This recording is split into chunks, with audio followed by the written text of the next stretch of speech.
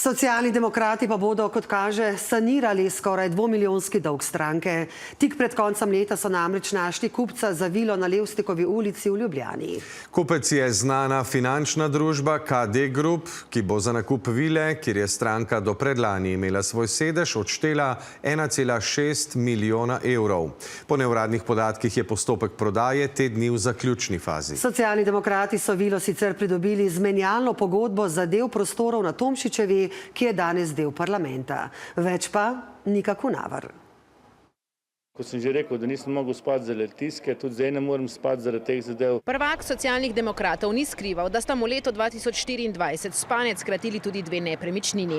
SD je najprej plačala visok politični davek zaradi zgrešenega, skoraj 8-milijonskega nakupa sodne stavbe na Litijski pod takratno pravosodno ministrico Dominiko Švarc Pipan. Nekaj mesecev po njenem odstopu in pomenjavi na vrhu SD pa je postalo jasno, da se stranka utaplja v rdečih številkah in da bo finančni zlom preživela zgolj s prodajo skoraj 500 kvadratnih metrov velike vile v središču Ljubljane, kjer je desetletja domoval sedež stranke. Danes mi je slabo rata zjutraj, toliko izzivov je. Hvala Bogu, da imamo na eni strani tudi en del, bom rekel, na nek način premoženja, ki je neka varnost za stranko bila zmeraj. Na vili so vpisane 4 hipoteke. Prva je stara 7 let, zadnja je nastala pred 2 mesecema.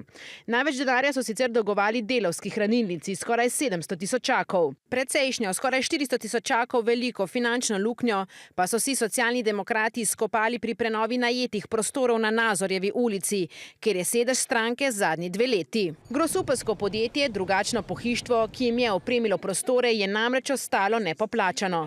Svoj terjatev so zavarovali s hipoteko, rok za poplačilo dolgov se je iztekel pred 5 dnevi.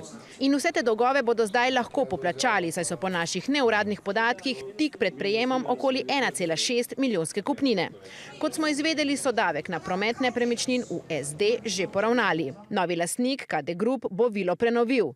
Potem pa bodo v njej, sporočajo novi lastniki pisno, uredili pisarne. Zloglasna vila je sicer delo arhitekta Josipa Kosteperarija. Zaradi nje se je pred leti vnela tudi sodna bitka med SD-jem in prvakom SDS Janezom Janšo.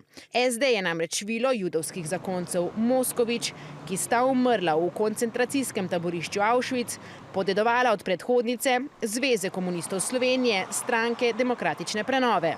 Slednja pa je dobila leta 1993 z menjalno pogodbo za del stavbe na Tomšičevi, kjer je danes del parlamenta. Janša se je za izjave ukradeni vili lažejo kot pes teče, da gre za laž iz ukradene judovske vile, da se ne sme nikoli pozabiti in ukradeno vilo vrniti, mora opravičiti.